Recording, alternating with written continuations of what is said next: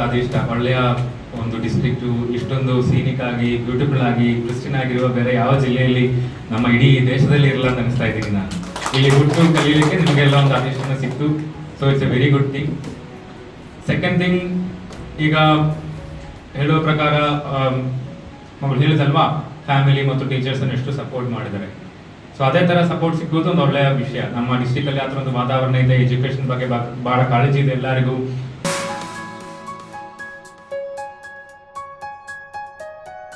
Sorry, Dr. S. Myself Sinchana Jeevat and I'm from CDSK High School, Kumta.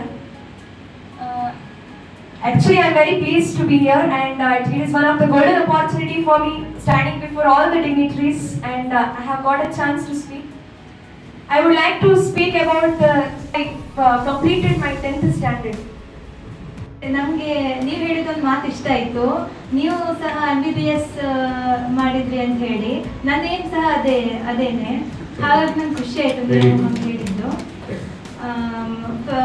ನೀವು ಹೇಳಿದ್ರಲ್ಲ ಸವಾಲುಗಳು ಏನು ಬಂದಿತ್ತು ನಿಮಗೆ ಅಂತ ಹೇಳಿ. ನಾನು 1 to 7 ಇಂಗ್ಲೀಷ್ ಮೀಡಿಯಮಲ್ಲೇ ಕಲ್ತಿದ್ದೆ. ಆಮೇಲೆ 8th ಅಲ್ಲಿ ಕನ್ನಡ ಮೀಡಿಯಂ ಹೋಗ್ಬೇಕಾಯ್ತು. ಹಾಗಾಗಿ ಸ್ಟಾರ್ಟಿಂಗಲ್ಲಿ ಅರ್ಥ ಆಗ್ತಾ ಇರಲಿಲ್ಲ, ಅಂದರೆ ಒಂದೊಂದು ವರ್ಡ್ಸ್ ಎಲ್ಲ ಅರ್ಥ ಆಗ್ತಾ ಇರಲಿಲ್ಲ. ಸೊ 8th ಅಲ್ಲಿ ಸ್ವಲ್ಪ ಕಷ್ಟ ಆಯಿತು. ಆಮೇಲೆ 10th ಬರೋ ತನಕ ಈಸಿ ಆಗಿತ್ತು ಸ್ವಲ್ಪ. ಮತ್ತೆ ಈಗ ಮ್ಯಾಥ್ಸ್ ಆಗಿರ್ಬೋದು, ಸೈನ್ಸ್ ಆಗಿರ್ಬೋದು, 7th ಅಲ್ಲಿ ಇರ್ಬೇಕಿದ್ರೆ ಅಷ್ಟು ಫೌಂಡೇಶನ್ ಸರಿ ಇರಲಿಲ್ಲ. ಹಾಗಾಗಿ ನಾ ಕನ್ನಡ ಮೀಡಿಯಂ ಬೇರೆ ಬೇರೆ ಟೈಮಲ್ಲಿ ಸೇಮ್ ಇಶ್ಯೂಸ್. ನಾವು ಮಲಯಾಳಂ ಮೀಡಿಯಂ ಗವರ್ಮೆಂಟ್ ಶಾಲೆಯಲ್ಲಿ ಓದಿದ್ದೆ ನಾನು. ಫಸ್ಟ್ ಟೈಮ್ ಅಲ್ಲಿ PUC ಓದುವಾಗ ಕಂಪ್ಲೀಟ್ಲಿ ಇಂಗ್ಲೀಷಲ್ಲಿ ಬಂದ್ಬಿಟ್ಟಿದೆ. ಬುಕ್ಸ್ ಓದೋಕ್ಕೆ ಕಷ್ಟ ಇತ್ತು, ಮಾತಾಡ್ಲಿಕ್ಕೆ ಬರಲ್ಲ ಇಂಗ್ಲೀಷಲ್ಲಿ. ಮತ್ತೆ ಮೆಡಿಕಲ್ ಕಾಲೇಜಲ್ಲಿ ಹೋಗುವಾಗ ಸೇಮ್ ಇಶ್ಯೂ, ಫುಲ್ ಲೆಕ್ಚರ್ಸ್ ಇಂಗ್ಲೀಷಲ್ಲಿ ಮಾಡ್ತಾರೆ. ಏನಾಗ್ತಾ ಇದೆ ನಮ್ಗೆ ಗೊತ್ತಿಲ್ಲ. ಕಂಪ್ಲೀಟ್ಲಿ ಭಾಳ ಸ್ಟ್ರಗಲ್ ಆಯಿತು. ಬಟ್ ಆ ಥರ ಸ್ಟ್ರಗಲ್ಸ್ ಯಾವಾಗಲೂ ಸ್ವಲ್ಪ ನೆನಪಲ್ಲಿ ಇಟ್ಕೊಳ್ಳಿ. ನನಗೆ ಹೇಳಿದೆ ಈಸಿಯಾಗಿ ಓದಬೇಕು, ಪ್ರೀತಿಯಿಂದ ಕಲಿಬೇಕಂದ್ರೆ ಕೂಡ ಯಾವಾಗಲೂ ಲೈಫಲ್ಲಿ ಆ ಥರ ಡಿಫಿಕಲ್ಟ್ ಸಿಚುವೇಶನ್ ಬಂದೇ ಬರುತ್ತೆ.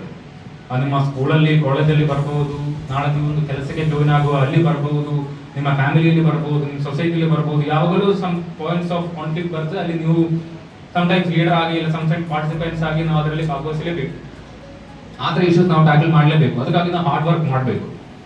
ಕೆಲವು ಸಿಚುವೇಶನ್ ನಾನು ಹೇಳೋ ಪ್ರಕಾರ ಹಾರ್ಡ್ ವರ್ಕ್ ಮಾಡಿದ್ರೆ ಕೂಡ ಆಗಲ್ಲ, ಅಲ್ಟಿಮೇಟ್ಲಿ ಇಂಪಾಸಿಬಲ್ ಅಂತ ಒಂದು ಕಾಲ್ ನಮ್ಗೆ ಅನಿಸೋ ಟೈಮಲ್ಲಿ ಬಿಟ್ಬಿಡಬೇಕು.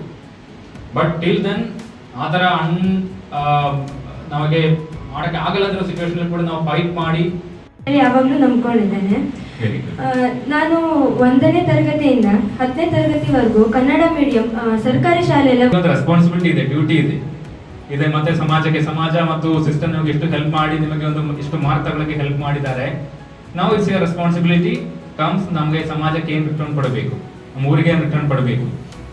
ನಮ್ಮ ಮಗಳು ಹೇಳೋ ಪ್ರಕಾರ ಅವರು ಮತ್ತೆ ಡಾಕ್ಟರ್ ಆಗಿ ಸಮಾಜಕ್ಕೆ ರಿಟರ್ನ್ ಕೊಡೋಕ್ಕೆ ಡಿಸೈಡ್ ಮಾಡಿದ್ದಾರೆ. ಸೊ ಅದೇ ಥರ ಒಂದು ವಿಷಯ ಯಾವಾಗಲೂ ನಿಮಗೆ ಇರಬೇಕು. 3ನೇ ವಿಷಯ ಹೇಳೋ ಪ್ರಕಾರ ನಾವು